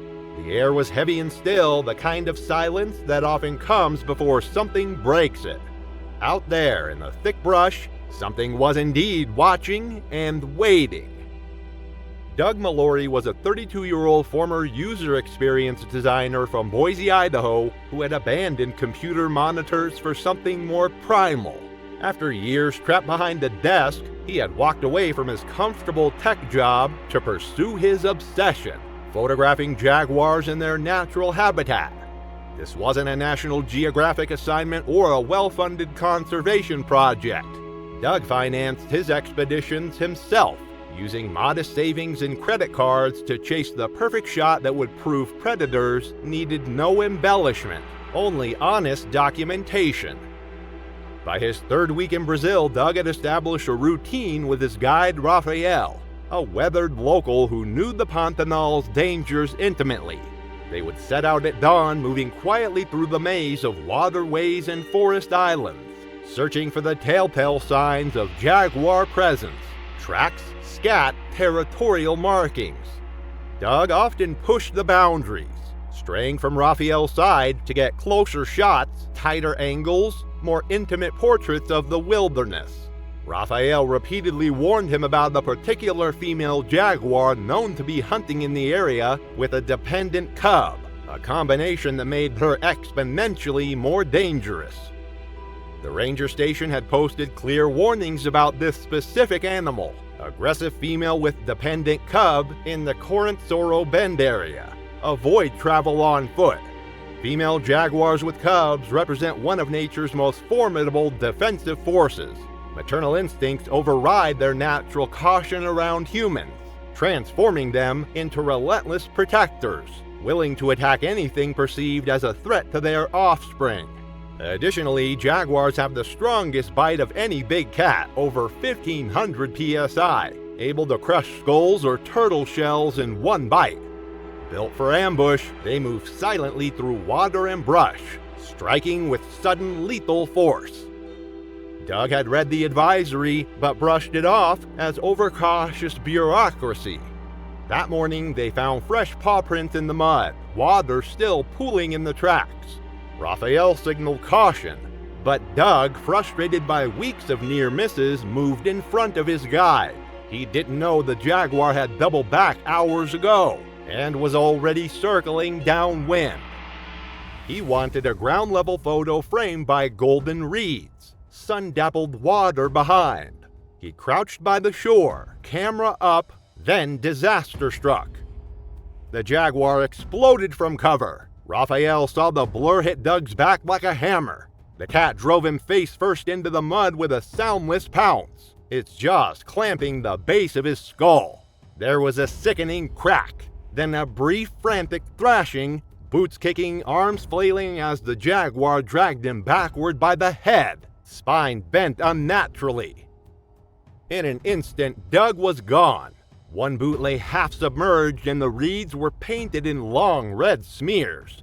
A wide drag trail vanished into the thicket, already closing behind him. The attack had been swift and efficient, exactly what millions of years of evolution had designed jaguars to deliver. Unlike the prolonged struggle seen with other predators, jaguar kills are typically instantaneous. Their powerful jaws crushing vital structures before prey can even comprehend what has happened. Raphael, unarmed and understanding the futility of pursuit into dense cover where a protective mother jaguar waited, radioed for help and maintained his vigil at the blood-soaked scene. Rangers arrived 2 hours later with rifles and machetes, following the drag marks for 30 yards before the trail vanished into a trampled clearing slick with blood and scattered fur. Despite extensive searches and camera traps placed throughout the area, Doug Mallory's remains were never recovered. The jaguar had done what jaguars do, efficiently eliminated a perceived threat to her cub and disposed of the evidence in the impenetrable maze of the Pantanal. His water-damaged camera equipment was eventually turned over to the American consulate in Cuiabá, The final photograph showing only a blurred frame of vegetation, time-stamped just minutes before the attack. A small memorial service was held in Boise, attended by former colleagues and local wildlife photographers who understood the risks Doug had chosen to accept. A Brazilian newspaper printed a brief notice: American tourists believed taken by jaguar near Pacone. No remains found. There were no sensational headlines, no calls for retribution against the jaguar. In the Pantanal, the predator had simply followed its instincts. As Doug's screams faded in the Brazilian wetlands, thousands of miles away off South Africa's coast, a marine biology student was about to learn that the ocean's apex predator shows no mercy. It was March 4, 2015, during an ocean safari off the coast of Mossel Bay, South Africa. The Indian Ocean was cold and choppy, its gray surface rippling under a heavy sky. Swell slapped rhythmically against the dive boat's hull as it idled near Seal Island. Crew members later said something felt wrong that morning, like the water was holding something back. Haley Zhang, a 27-year-old marine biology graduate student from the University of British Columbia, had traveled halfway across the world for this dive. Her thesis focused on predator-prey behavior in coastal shark species, with a special emphasis on the breaching tactics of great white sharks. Unlike the thrill seekers who typically filled these excursions, Haley wasn't chasing adrenaline. She was chasing field data. Professors described her as methodical and careful, someone who triple-checked gear and logged everything with precision. The float rig system used on these safari-style tours appealed to her research needs. It allowed surface-level observation of breaching behavior without full submersion in a cage, ideal for filming. She had covered the cost herself using a grant and her savings, arriving in South Africa 3 days earlier to finalize logistics. Her goal was to capture visual evidence of ambush breaches, rare events, but invaluable for her thesis defense. Haley entered the water at 10:20 a.m., wearing a half-dry suit and carrying a single GoPro mounted on a short pole. She was one of 4 guests using the float rig system that morning, tethered to the surface cage, but free to move within a limited radius. Witnesses later recalled that she seemed focused and professional, often turning her attention toward the open water rather than the bait box that typically drew tourist cameras. About 30 minutes into the dive, choppy conditions caused several snorkelers to drift from their positions. In that moment, Haley unclipped her tether to reposition her camera equipment, intending to reattach immediately, but she never got the chance. What Haley understood intellectually but perhaps didn't fully appreciate viscerally was the sheer predatory power she was studying. Great white sharks are apex predators refined by 400 million years of evolution, capable of reaching 20 feet in length and weighing over 4,000 pounds. Their breach attacks represent one of nature's most explosive displays of power, launching vertically from deep water at speeds exceeding 25 miles per hour, their massive jaws delivering a bite force of over 4,000 pounds per square inch. These attacks are designed to kill large marine mammals instantly, preventing any chance of escape or retaliation. The attack came without warning. A 14-foot great white erupted straight up from the murk in a vertical breach, its jaws already open. The impact was violent, an explosion of white water and blood as the shark hit Haley from below, folding her body like a rag doll. Its jaws clamped around her midsection with horrifying force, serrated teeth tearing straight through her wetsuit, skin, and ribs in one motion. The sound was a wet, crunching snap, followed by a scream that cut off almost immediately. For a brief second, both bodies hung in the air, hers limp, the shark thrashing, before crashing beneath the surface in a churn of red foam and scattered gear. There was no struggle, no chance for escape. The attack was over in seconds. Brutal, efficient, and final. Witnesses on the boat described a moment of stunned silence before screams erupted across the deck. The shark surfaced once more, Haley's lifeless form still gripped in its massive jaws before disappearing forever into the depths. Despite an extensive 48-hour search involving patrol boats and dive teams, no trace of Haley Zhang was ever recovered except for her GoPro float, still blinking its recording light as it bobbed alone on the surface. The camera itself, along with whatever final footage it might have contained, vanished with her into the abyss. The dive company immediately suspended float rig operations and quietly updated their liability waivers. Haley's research materials were returned to the University of British Columbia, where her advisor requested that her unfinished thesis work be archived under her name, a small academic memorial to a promising young scientist whose quest for knowledge had led her into the jaws of the very predator she sought to understand. Her family held a private memorial service in Vancouver, declining all media requests. The chair of her department said simply that Haley had died doing what she believed in. South African waters still churned with the memory of Haley's final moments. But months earlier in Namibia's dusty plains, a mechanic would learn that even sedated predators can kill without warning. It was November 14, 2013. In the scorched thornveld of Namibia's Okahanja district. A hot wind kicked up dust across the service road as the research team's backup truck idled behind a livestock trailer. What started as a standard wildlife management task was minutes away from turning into something no one would forget. Victor Njenga was a 29-year-old mechanic whose quiet demeanor masked a deep reliability that had earned him respect at the private game reserve near Okapuka. For nearly 4 years, he had worked in the motor pool, replacing axles damaged by rough terrain, rewiring trailer brakes, and refitting tires scorched by the brutal Namibian summer.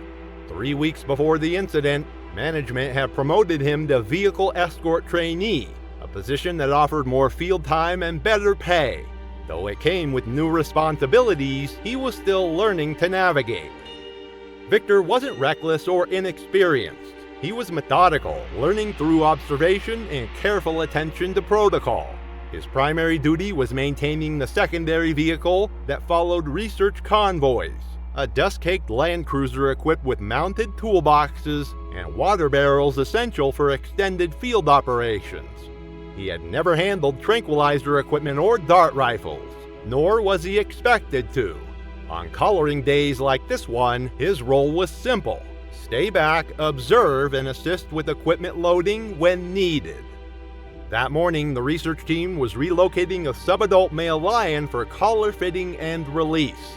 The 3-year-old cat had been tranquilized near a boundary fence and transported in a specialized crate designed for safe handling of large predators. The crate was positioned with its rear gate facing a narrow fire break road, standard procedure intended to limit the animal's escape options should something go wrong. As the team prepared for the collaring procedure, they noticed the lion beginning to show signs of consciousness. Its head twitched, powerful hind legs flexed against the crate walls, and its breathing pattern changed from the deep, regular rhythm of full sedation to the irregular gasps of an animal fighting its way back to awareness. The collar hadn't been fitted yet, creating a critical decision point for the research team. A senior veterinarian made the call to attempt repositioning the lion while it was still manageable, ordering the rear gate to be opened slowly with the metal barrier serving as protection. Victor stood off to the side of the trailer, holding a hydraulic jack intended for lifting the crate's rear axle, his attention focused on the left tire that had sunk slightly into the soft sand.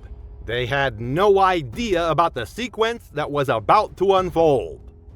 African lions are the continent's second largest carnivores, with adult males capable of weighing over 400 pounds of pure muscle and bone-crushing strength. Their massive paws can shatter human bones with a single swipe, while their jaws deliver a bite force exceeding 650 pounds per square inch. Most critically, lions emerging from sedation are unpredictable and dangerous.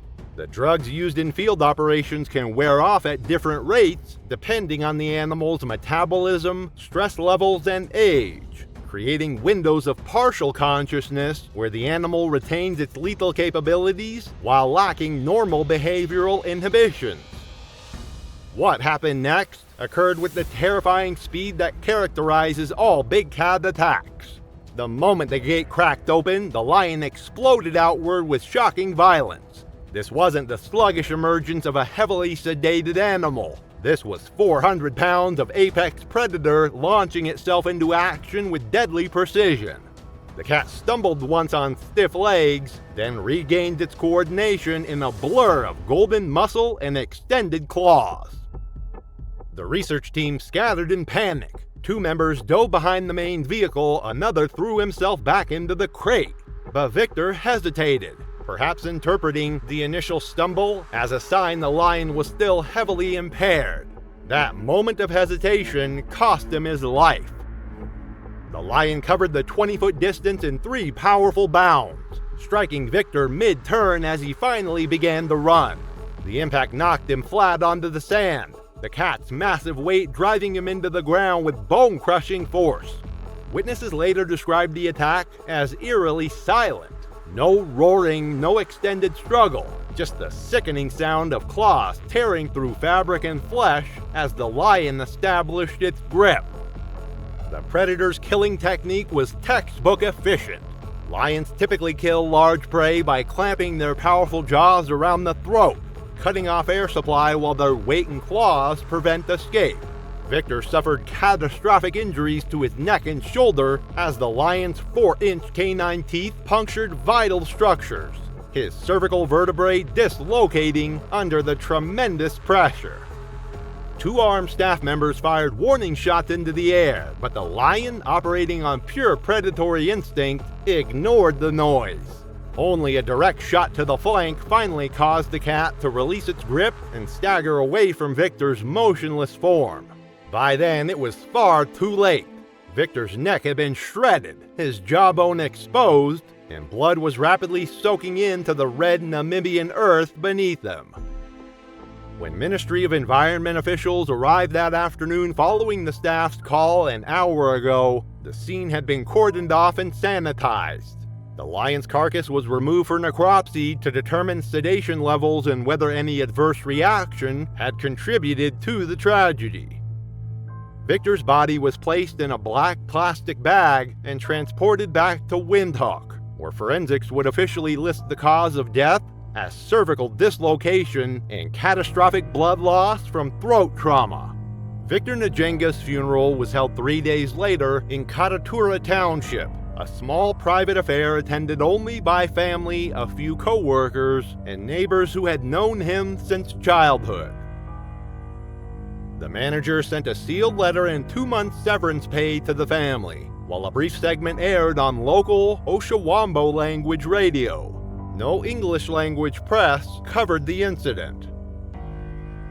Weeks before the safari crew watched a lion tear through Victor, deep in the Canadian wilderness, a man leaned too far over a railing and was dragged screaming into the trees by something just as lethal. It was October 12, 2013 in Prince Albert National Park. A cold wind moved across Waskesiu Lake as tourists walked the boardwalk, leaves falling around them. In the brush just beyond the path, something watched in silence. Dan Armstrong was a 55-year-old recently retired postmaster from Winnipeg who had traded 3 decades behind the postal counter for the quiet pursuit of wildlife photography. He wasn't a rugged outdoorsman by any measure, but he harbored a genuine passion for capturing elk in their natural habitat, particularly during the misty morning hours when light and shadow created perfect photographic conditions.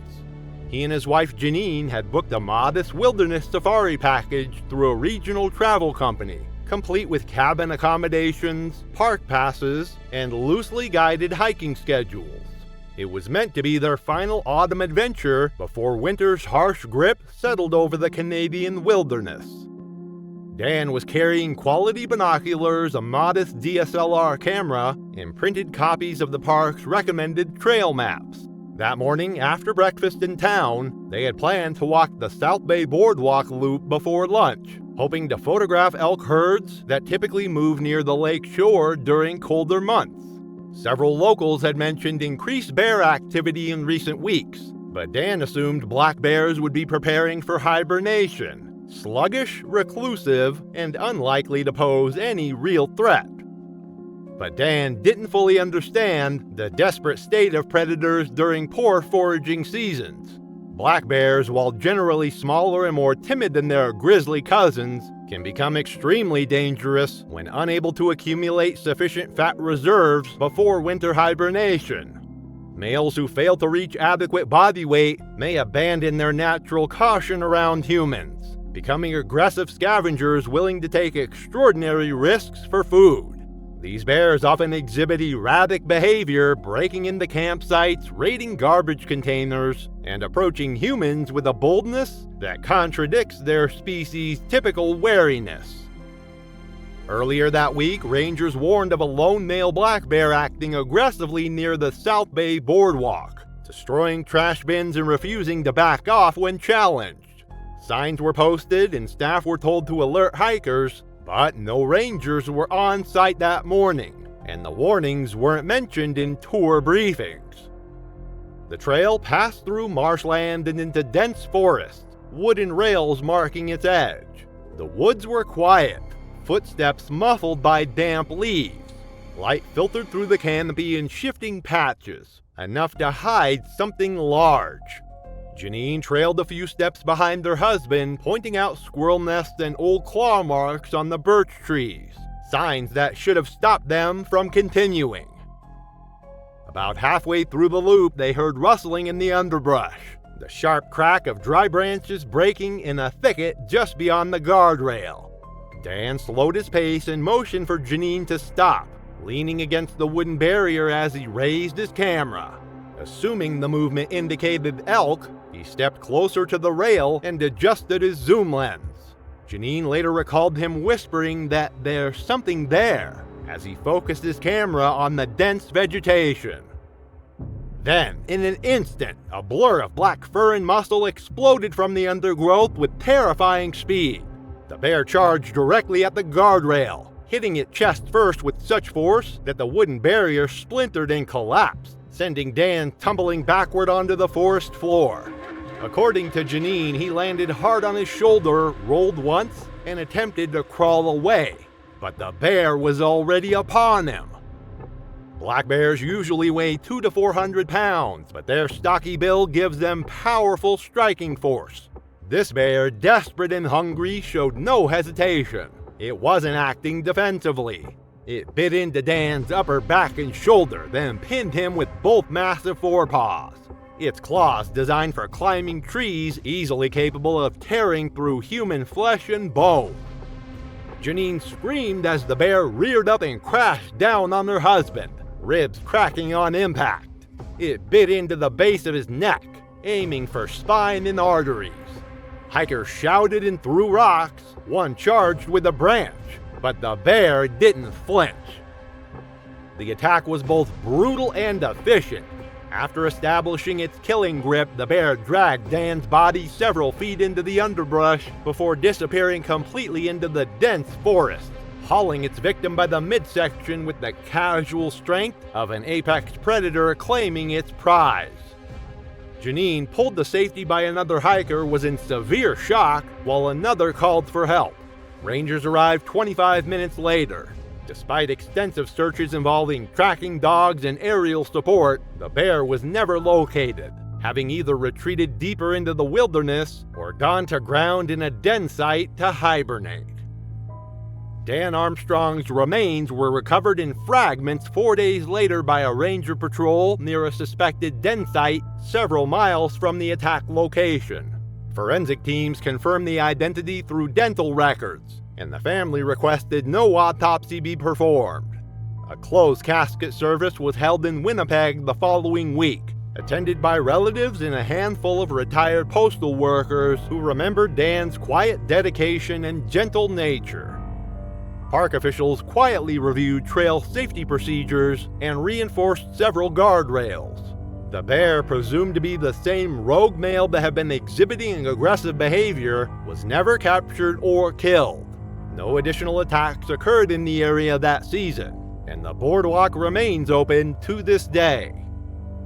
This lakeside walk ended in a sudden blur of fur and screams. While deep in the Florida Everglades, a young man leaned too far over dark water and fed himself to something far older and far less forgiving. It was May 30th, 2016, the Florida sun beating down mercilessly on the murky waters of Everglades National Park. The holiday crowds had begun to thin as temperatures soared, but the airboat tours continued their regular schedule, ferrying tourists through the ancient waterways where danger lurked just beneath the deceptively calm surface. Rico Mendez was a 26-year-old transmission specialist from Hialeah, Florida, known among his co-workers for his boisterous laugh and reflexive disregard for posted warnings. This spontaneous trip to the Everglades with two friends from the garage was nothing more than a casual day off, an opportunity for laughs and social media content. To Rico, the Everglades weren't a wild ecosystem demanding respect. They were simply background scenery for good selfies and bigger stories to tell later. The group boarded the airboat around 11:15 a.m., just as the sun began to hammer down with full force. Rico immediately made jokes about how gators were just slow swamp dogs, dismissing the very real danger that surrounded them. As their boat glided through shallow channels lined with cypress and sawgrass, the guide cut their engine near a slough, a slow-moving section of open water where alligators often congregate. American alligators have remained largely unchanged for over 200 million years. They can reach 13 feet in length, weigh up to 1,000 pounds, and deliver a bite force of 2,125 psi, enough to crush bone. As ambush predators, they launch from the water at over 20 miles per hour and use a violent death roll to tear prey apart.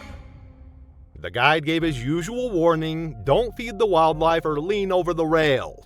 The animals weren't pets. They linked boats to food and could get aggressive. Rico, as always, ignored it.